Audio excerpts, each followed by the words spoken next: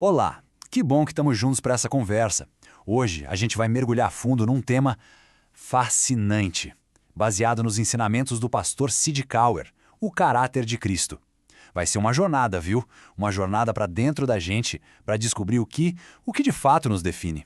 E para começar, olha só que frase forte do Moody. Caráter é o que eu sou quando ninguém está me olhando. Uau! Isso já joga a gente direto no centro da questão, né? Quem a gente é de verdade, na essência. Quando não tem plateia, quando não tem ninguém para impressionar. É sobre isso. É sobre essa verdade, e não a imagem que a gente projeta que se constrói o verdadeiro caráter. Sabe, tem uma analogia que ilustra isso perfeitamente. Pensa assim, o caráter é a árvore. A reputação é a sombra que essa árvore projeta. Uma coisa é a realidade, a substância, a árvore em si. A outra é só a percepção, a sombra. E a nossa conversa aqui hoje é toda sobre a árvore, entende? Sobre o que é real, o que é autêntico, o que fica. Então, para guiar a nossa reflexão, a gente vai passar por 5 pontos bem importantes. Primeiro, vamos falar sobre qual é a verdadeira medida de uma pessoa. Depois, a gente mergulha na essência do caráter divino. Em seguida, vamos ver como esse caráter funciona na prática, em ação. Aí, a gente observa qual é o resultado visível disso tudo e, para fechar, vamos conversar sobre como a transformação pode começar agora mesmo. Bora lá então, vamos direto pro coração do assunto, a essência do caráter divino, porque no fim das contas é bem aqui que tudo começa. Pensa um pouco. Deus poderia ser definido de tantas formas, né? Poderoso, sábio, justo, são tantos atributos. Mas quando a Bíblia quer resumir, quer ir na essência de quem ele é, ela usa uma palavra. Uma só.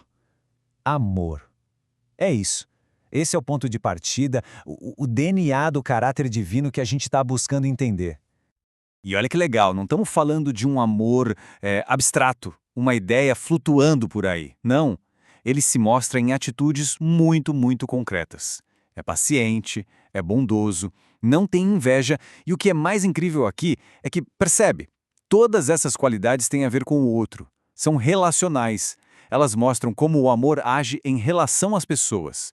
Cada item dessa lista é um pedacinho do caráter de Cristo, quase um manual de como esse amor se parece na vida real. Essa imagem da barragem, ela é muito forte, né? Porque é exatamente assim com o nosso caráter. Uma falha pequena, uma rachadura que a gente ignora, pode não parecer nada demais no começo. Mas aí vem a pressão da vida, sabe? As dificuldades, os desafios, e aquela pequena fissura pode virar um desastre. A integridade do nosso caráter é literalmente o que nos sustenta por dentro. Ok, então a gente já entendeu que a base de tudo é o amor. Mas, e aí?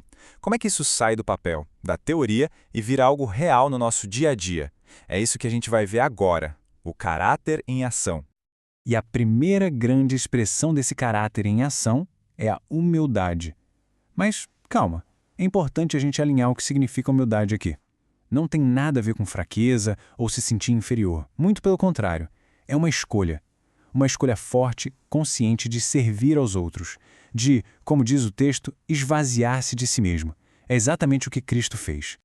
Olha que ferramenta prática e poderosa para viver isso, especialmente para quem está em posição de liderança. Deu tudo certo? Teve sucesso? Olhe pela janela. O mérito é da equipe, é dos outros, é das circunstâncias. Deu problema? A coisa apertou? Olhe no espelho. A responsabilidade é sua. É uma dinâmica tão simples de entender, mas que tem um poder de transformação gigantesco. Beleza, se uma pessoa começa a viver esse caráter, baseado no amor, na humildade, como a gente sabe? Quais são os sinais? Qual é o resultado que dá para ver? É sobre isso que a gente vai falar agora. A evidência de uma vida transformada. E o resultado é descrito como um...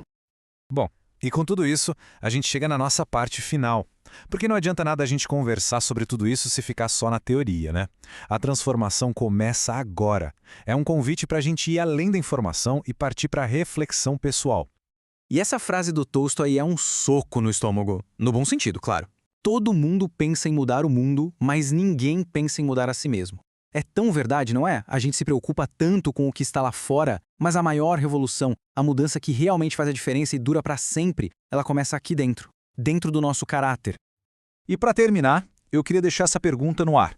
Não para ter uma resposta pronta, de jeito nenhum, mas para a gente pensar de verdade.